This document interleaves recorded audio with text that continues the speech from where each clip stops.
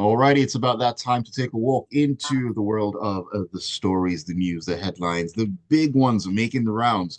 This is freshly pressed on the Smooth Breakfast on the Hump of the Week Wednesday morning here on Smooth 98.1. We love music and we love life as well. It's 31 minutes past 7 a.m. and this is Ayokunmi. I'm ready to have an interactive session with you as always. Looking forward to the stories, looking forward to the analysis, and of course, looking forward to your own thoughts and perspectives as well, which you can send in to us on the number 0809 444 0981 0809 444 That is the WhatsApp number. You can send the messages in there. You can also join us on YouTube. We're streaming live at Smooth 981 FM Lagos. Smooth 981 FM Lagos. You can leave your comments in the chat box as well. I'll take them with the messages as we get along. Joining me this morning to take a look at the stories, give his analysis and unique perspectives as well. Lakunle Yusuf is in the building. Very good morning to you, Lakunle. Great to have you in on the show. Good morning, Ayo. I was just commenting about your dressing this morning that you are doing Lagos well. So let's do Lagos well. Again, the rains have come. This is the time for us to be more conscious of our health in terms of what we wear, in terms of what we eat, where we eat them, and the times of the flooding. We need to be very careful of those things so that we can live a healthy and safe life. Good morning once again, everyone. Thank you for the very, very wise words, Lakunle, as we walk into the nitty-gritty of the conversation this morning. Let us begin our journey in let me see here, in the Guardian newspaper. We're talking about money, money, money. President Bola Tinubu on Tuesday, that was yesterday, asked the House of Representatives to approve $21.5 billion and 2.2 billion euros in fresh external loans to finance key infrastructure projects across Nigeria between 2025 and 2026. Now, the request also includes about 15 billion Japanese yen and 65 million euros in grants. This was contained in a letter read on the floor of the House by Speaker Tajuddin Abbas during a plenary. Now, this borrowing plan forms part of Nigeria's 2022 to 2024 borrowing framework and the upcoming 2025 to 2027 medium-term external borrowing plan. Luckily, we are here again talking about borrowing more funds to sort out different issues and so on and so forth. Now, just before this, in just 23 months, Nigeria's debt soared to about 56.6 trillion naira. Now, with these fresh loans on the horizon, those numbers are going to go up. Now, we talked about loans before. Loans in themselves are not a bad thing, but when it comes to Nigeria, looking at our debt ceiling at the moment, is this the wisest way to go? If we start from where you ended, loans in itself are not bad. Just jokingly, as one popular musician once sang in Nigeria that even banks they owe money. Everybody owes money, right? And in itself, it's not a bad thing to be a debtor if we are using the loan for something productive. Dangote, our wealthiest African, borrowed money to build his refinery. He didn't spend money from his pocket. So in that instance, money borrowing is not a bad thing. Now, having said that, there is another thing to also highlight. All this amount of money we're seeing is not like the government is going to borrow all of them today or tomorrow or next year like that. There's something we call the medium-term expenditure framework of the government, which had been built and approved in 2020 or 2021, and then incrementally over the years. So a medium-term expenditure framework, for example, covers a period of about 5 years. And in those 5 years, the debt management office does something they call a projection. In that time that the government is going to need this amount of money to finance its budget. So where are we going to find it? and then they are going to contact all these agencies and foreign nationals and multilateral organizations and say, look, maybe like let's assume we're in 2020 today. Say in 2023, I'm going to borrow so amount of money from you. So start preparing that money on my behalf. So it also then suggests that part of this money which we are hearing here has already been borrowed, right? Right? It does not necessarily mean that tomorrow morning we're going to go to the Japanese government or a Japanese agency and say, oh yeah, give me 15 billion Japanese yen now. No, part of it is already been borrowed, right? Mm. And they will continue over the period of the MTEF, that's the medium term expedition framework. So you see where the problem is not the borrowing itself. Now, Yeah. the problem now is that where were we when that MTEF document was being done? Were we aware? If we were aware as citizens, did we challenge it? What is our input into it? Now, that is one. Two, then is now that, okay, so let's assume that some of these monies have been borrowed or it hasn't even been done and it's going to be done in future. Now that we know, what is our plan to spend this money on? What are we spending the money on? You will hear the big grammars coming forth very soon about where this money is going to be spent, right? We have seen here, they said that the monies will come from World Bank, African Development Bank, Islamic Development Bank, China Exim Bank, and the French Development Agency. The yen part of it, I'm assuming, is going to come from a Japanese government or Japanese agency or something, right? So when we have all these monies, whatever we plan to do with it, what are we doing with it? You will just hear the big things. We want to use it for infrastructure, want to use it in agriculture, want to use it on health, want to use it on water supply. Pray, water supply. When last did government water run in your house? Or do you even have government water pipes running through your streets? I have lived in Lagos for 30 years. Not one pipe of government water passes through my neighborhood. So you can repeat that in many, many other locations in Nigeria. It's not just Lagos. I'm using Lagos as that because that's where I've lived for 30 years, right? We talk about agriculture, the monies that have been Mm. borrowed for agriculture in the past. We had the rice thing. The monies were borrowed, the monies were given to rice farmers in quotes. The monies have disappeared today. We have education. It's a big hole in there. We're talking about Very. money being used for health, yet our medical professionals are leaving Nigeria in droves on a daily. So the visibility of what these monies have been spent on in the past does not encourage us to say that this is what this one is going to be spent on as well. But guess what? We would need to give this government the benefit of the doubt that it will be different from where we were coming from previously. Another part again to also look at is that, okay, so we borrow this money. What is our plan to pay them back? How are we paying them back? How are we funding the payments? What is our income daily on annual? We know that our major earner is oil. We do 2.1 million barrels per day if none is stolen. So our ability to pay back will be dependent on the price of oil in the international market. Let's do a projection over that 5-year period. What's the total sum of money that we are borrowing? What's our total income from oil in that time as well? Let's forget every other source of income, your customs, your whatever, your non-oil exports and all that. Let's just Mm. focus on oil alone because that's the easiest one to do.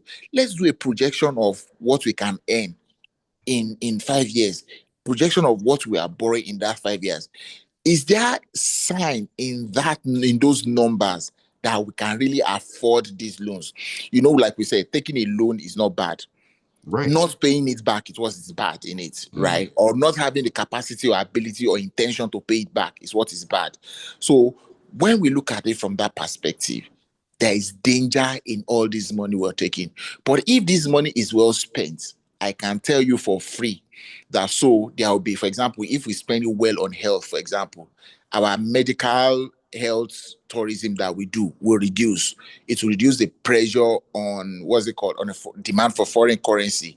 If we spend it on education, our tertiary institutions, our secondary, primary school work well, it will reduce the propensity of parents wanting their children to go abroad, reduce the strain on. So the effect is going to be it's going to be a multiplier effect if these monies are well spent.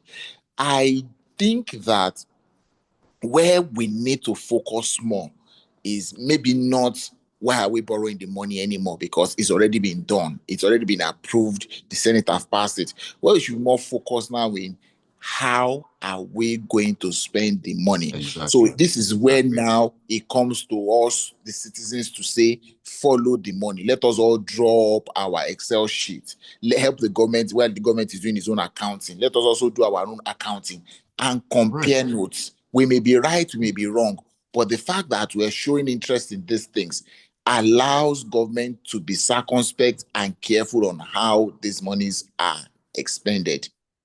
Most definitely. A lot of ifs. If the money is spent on this, if the money is spent on that, we'll see the benefits. But the big question is, will they actually be spent the way they're supposed to be, bearing in mind the track record? Well, we shall see. As Lakunle said, we need to follow the money and keep our eyes as wide open as the lemurs at this point in time. All right, Lakunle, let's keep the ball rolling and step into the punch right now. This has to do with Nigerian children. Of course, yesterday was Children's Day, and this report is coming out here. Now, the Pediatric Association of Nigeria on Tuesday said that more than 2 million children in Nigeria are malnourished and more than 11 million are suffering from food poverty. The PAN, who said this at the arts competition themed nutrition in commemoration of the 2025 Children's Day celebration in Abuja, called for the implementation of nutrition-based policies and adequate budgetary allocation to address the issues. When we talk about malnutrition in Nigeria, it is a very, very big deal. And looking at what the PAN has said here, more than 11 million children are suffering from food poverty. That is a very, very scary and disturbing statistic.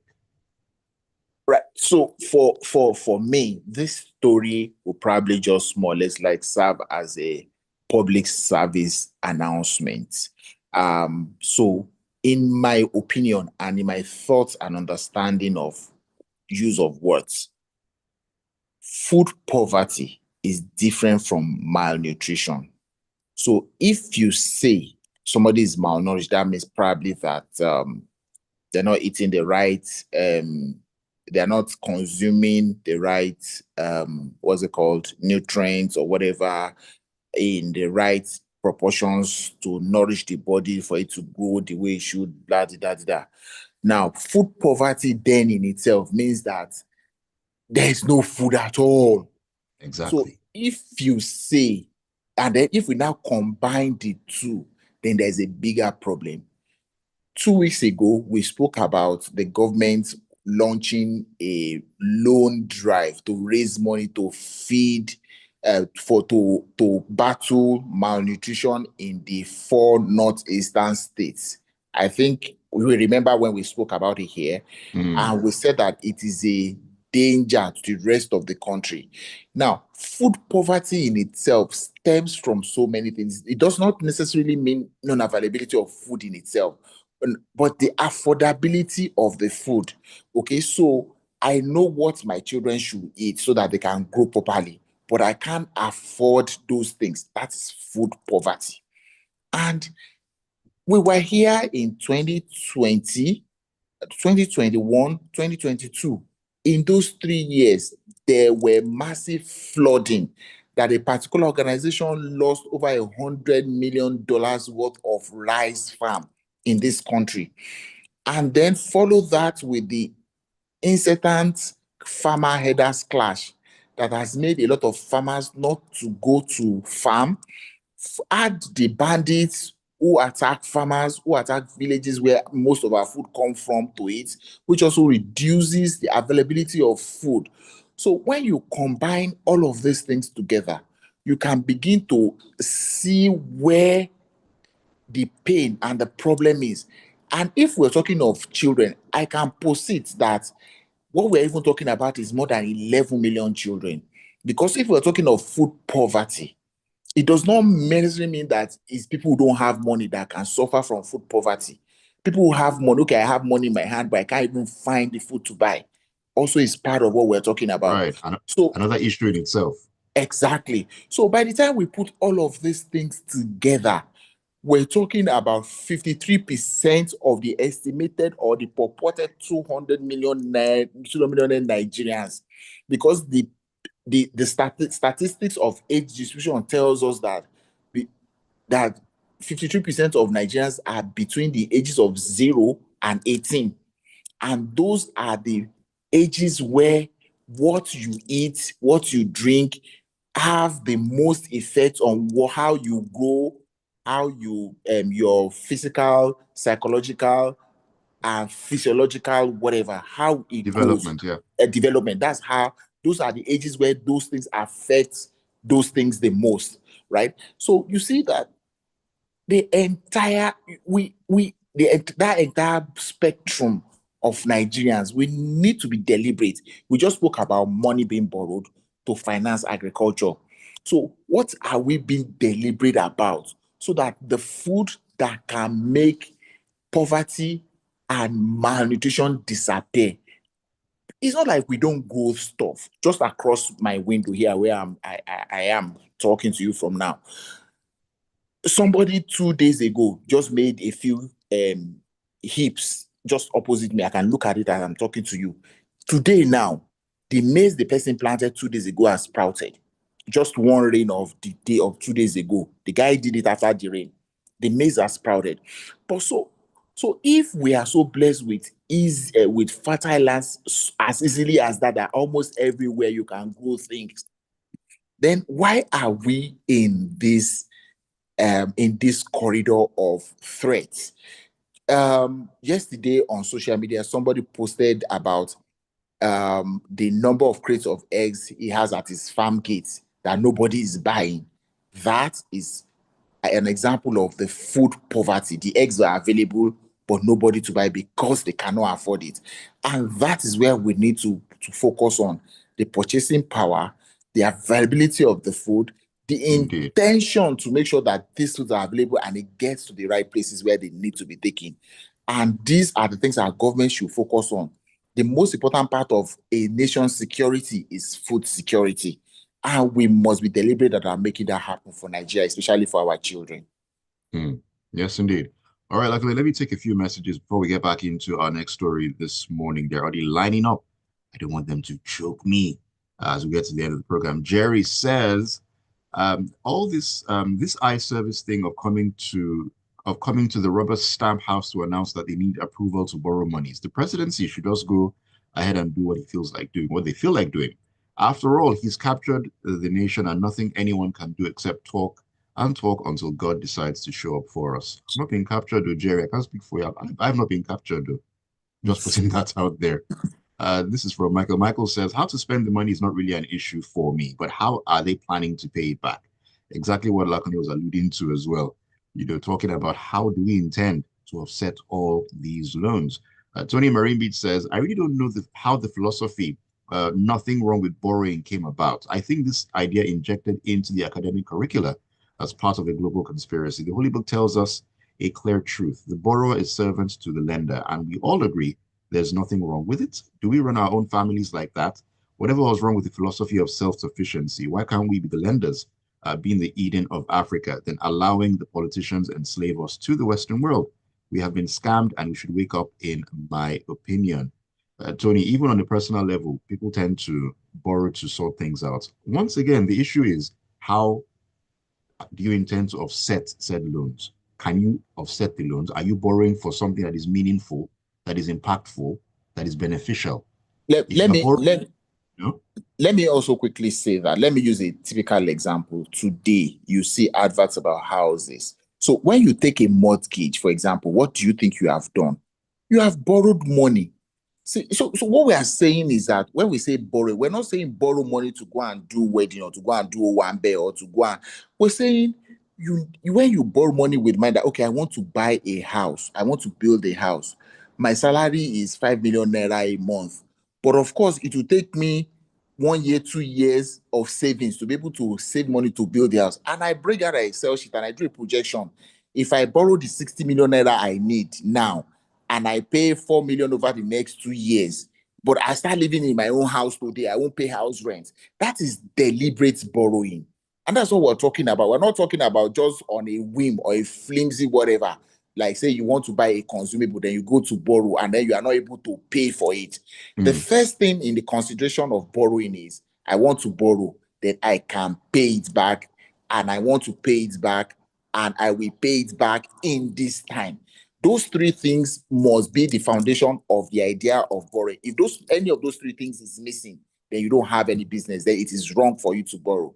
So let's be clear about when we say there's nothing wrong with borrowing. Right. Let me take one more before we go back in. Zeman in Bristol says, sometimes I'm happy when I see the spate of brigandage and thievery going on in this APC government. Some people supported these individuals to grab power and now their eyes don't declare. And he further says, Lakunle, I should tell you that you should stop terming the systematic killing of unarmed indigents by terrorists as clashes. All right, Zeman, thank you for your perspective on that one there. All right, Lakunle, let's get back into the Vanguard real quick here. And this one says that the Lagos Special Offences Court has sentenced two oil marketers, Maman Nasir Ali and Kristen Taylor, to 14 years imprisonment each for their involvement in a 2.2 billion naira oil subsidy fraud. Justice Mojisola Dada, presiding over the Special Offences Court in Ikeja, delivered the verdict, finding the defendants guilty of defrauding the federal government through false claims related to the petroleum subsidy program. The FCC, which prosecuted the case, confirmed the conviction via its official X platform on Tuesday. What are your thoughts on this one? Like we've been shouting about, the fraud in the oil subsidy scheme and so on and so forth. We have a couple of convictions here. Is this a step in the right direction, or should we look at this with a little bit of cynicism as well, that maybe these are just, tip of the iceberg and they are bigger fish that we need to fry? You are very correct in everything you have said. It's not a question, right? We can begin to project, right, Ayo, and look at this stuff. Nothing that this conviction had given us is new. It's news to us. We're not surprised that that is what it is. Because one, like I've always argued, at some point, somebody woke up and gave us one wonderful figure that we consumed 60 million liters of PMS daily in Nigeria. And the question then was, what is the total number of cars and petrol generators in Nigeria that we consume that number daily? Daily, not monthly, not weekly, daily. And it is because of invoicing such as this. Remember a CBN governor was at a foreign, at a public forum, said as much as this, that because subsidy was just documentation, that I could sit in my room, in my house, perfect the documentation, submit to NNPC, and NNPC tells CBN to pay me. It's just documentation. And a lot of the people who had claimed subsidy money in the last 40 years in Nigeria, I don't want to even limit to 10 years, have gone through this process that is being described in this case, that these two people are convicted. But guess what? They now said other two people of members of this same organization, Nasama Oil Services Limited, are at large. So we need to find those two people. Then, there's one of them, even though they caught them for this one, which they didn't pay them, there was one that they had paid them. The sentencing, the charge sheet did not request the court to ask them to refund the one they got under the false pretense.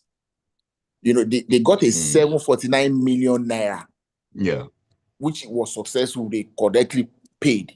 It is the other one of, what was that amount? 2.2 billion naira that did not go through. So you see, like I always said, people involved in the subsidy, they got more and they got greedier. So if before it did 7-something million naira, 740 million, the next one they were doing 2.2 billion. If that one had been successful, they would have gone higher. So that's what happened all through that period. Thank God, at least now, officially, there is no more subsidy. So what do we Officially. want to do now is to say, do we want to retrospectively try to investigate the invoices that everybody has presented, or the ones that are still on the table to be paid as having been passed, that they actually bought the oil and that they are yet to be paid today? Because I know that some of them exist like that, even though subsidy had gone, but there are still some outstanding debts to be paid. Do we want to investigate all of those ones and also apply the same punishment as this to those people, so that we're not thinking in our mind that these people are just fall guys who are just taking the fall for some bigger fishes? So, Right. so that's my thought about this story. Mm. And Lakunle, I mean, looking at what you just said, that last statement you made, I will say that what is good for the goose is sauce for the gander as well. It should go around. There shouldn't be any preferential treatment in that regard. If you're guilty, you should be punished. Doesn't really matter who you are. But hey, this is Nigeria at the end of the day. Okay, let's step into the garden, Lakunle. This particular story, when I saw it, I don't know why I laughed. At the same time, it wasn't funny, but I had to laugh. And it has to do with an underbridge landlord. And yeah, we need to talk. You're laughing Sorry, already. sorry, I couldn't hold you. Anyways, the story says that a yet to be identified, in quotes, landlord of Ido Underbridge in Lagos, mainland Lagos State, makes not less than, wait for it, 32.2 million naira yearly for rent from the occupiers. Now, on Sunday, that's May 25th, the federal government, through the Federal Ministry of Works, ordered that structures under the bridge be demolished, citing safety concerns and the risk of imminent collapse. And the Minister of Works, Dave Umahi, ordered the demolition while inspecting the bridge alongside structural engineers and officials of Julius Berger, Nigeria, on Sunday. Lakunle, first of all, 32.2 million naira yearly on one side. My second question is, those structures did not appear there this morning or yesterday or 2 days ago or 2 weeks ago. What was everyone looking at? If you ask me, now who I go ask? Ayo. You see, the people that have one one saying that is very unpopular with me, they've won this morning. If we were playing a football match, they've won. They've just scored a goal against me. The people who say that Nigeria is one big crime scene, I'd never agree to that statement. But this story makes me shift ground a little bit towards that. I'm taking a step towards that saying, right? Hmm. So, like I said, when I first came to Lagos, I was young adult, right? And Oshodi, of course, under the bridge in Oshodi, one of the first things that I noticed was that there was this notice board, big one.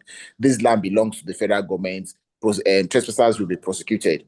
And I used to tell people from then onwards, I'll tell people that, look, if you are buying any land around Oshodi, Mafoluku, all those places up to the airport, make your findings very well, because I am assuming the whole of that place belongs to the federal government. And we can see, remember recently that the Federal Airport Authority demolished some houses very close to the airport, saying that the Right. land was theirs. So it's the same thing with, by default, by law. Every road construction, is it 10 meters or 20 meters on either side, is still technically part of the road. Every bridge, everything under any bridge belongs to the owner of the bridge, which is the federal government in this instance, right? So, the question you asked, how did those structures appear there? This Ido Bridge we are talking about was built in 1973 or thereabouts. So a child that was born in 1973 will be how many years old today? 52? 52, yeah. So in 52 years, those in between that time and those 52 years, all those structures came up. We cannot say we did not see them. We cannot say we do not know who were putting up those structures. We cannot say we don't know who the landlord, in quotes, is, because this story says yet to be identified landlord. And if he's collecting 32 million naira annual, is he the only 32.2 one taking the money specific. home? Is he the only one taking the money home that there for 52 years? Or has this person existed for those 52 years, or he inherited it from somebody? Or what is the process? And it is not just under bridges. I'm stretching the story a little bit now. Mm. Go to every curb, every sidewalk, on every road in every neighborhood in Nigeria today. Some people are building makeshift shops and are paying rent to some people to live, keep their makeshift shops in those places. So when government comes and does this, you build a road, you put a walkway for human beings to walk so that they don't contend with cars.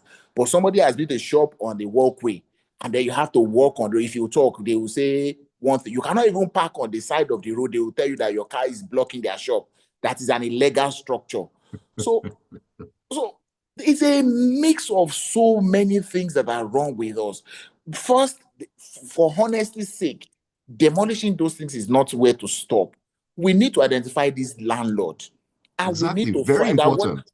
Without identifying this landlord, we have not done anything, because it also means that once that bridge is demolished, as the minister said, and they rebuild it, those structures will come back in some time in the future. But when we find this landlord and we make him pay, or we investigate him, and whatever it is we done, then that is when we would know that we can begin to stop things now from happening. Mm. Man, I read the story and it just blew my mind. I wonder how many actual landlords are making 32.2 million naira every single year as rent. Because why? Why? Okay. Deep breaths, Ayo, deep breaths. Let me take your messages as we wrap up this morning. Let me see who's talking to us here. This is Daniel in Fedstack. Daniel says, just over a week ago, we were regaled with tales of paying back an IMF loan. Here, we're borrowing even a larger amount. Shouldn't we celebrate it as well? I'm afraid for our debt to capital ratio, all our accruals seem tied to debt servicing. The opacity of the APC government style gives the citizens cause to worry. I hope we're not mortgaging our future to frivolous spending. We need to keep those eyes open. Emeka says 2 million children malnourished. Wow. What happened to the federal government's corruption-laden school feeding program during the Buhari administration? Has it ended? I think it's on pause now. I heard reports a couple of weeks ago that there was consideration of bringing it back or something along those lines. Further says, at least during that time, small food got to the children. Now they're not seeing anything at all. Things are happening. This is from Idimapuza says, we've been fooled by federal governments taking one step forward in payment of foreign debts and at the same time taking two steps back in borrowing more. The rubber stamp National Assembly would unfortunately rubber stamp the borrowings. Ours and our children's future have been mortgaged. May God save us.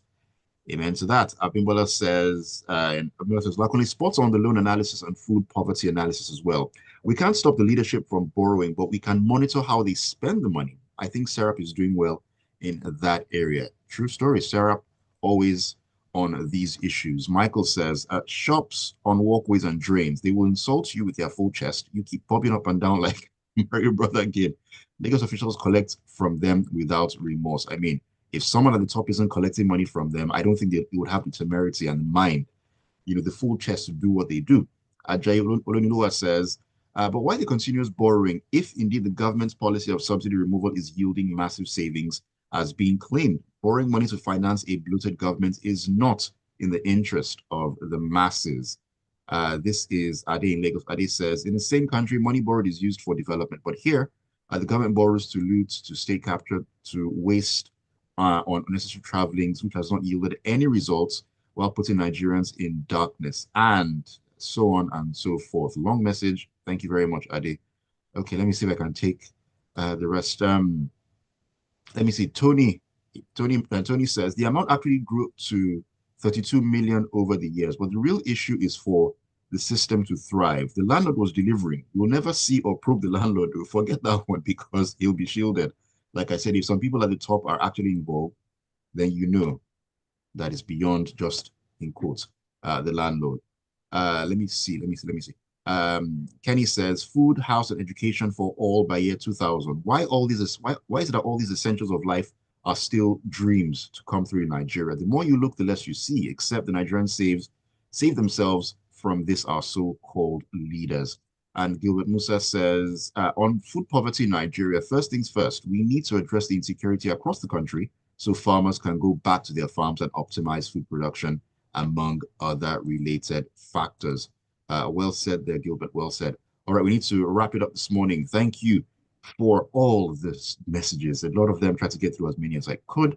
Very much appreciated. And thank you so much, Lakunle, for taking out the time to join me this morning on the show. Thank you, Ayo, for having me. And okay, so happy Children's Day in advance to all of us children. In my definition of children, anybody that still has father and mother is a child. So for all of us children, happy Children's Day to us. And next year, we'll still be here to greet ourselves Happy Children's Day again. Amen to that. All right, Lakunle, thank you very much. Have a great Wednesday and enjoy the rest of your week. Amen. All right. See you. All right, then, Lagos, thank you for keeping it tuned. And of course, do not go anywhere. 8:15, we're taking a walk into the locker room. Sporting action will be coming your way.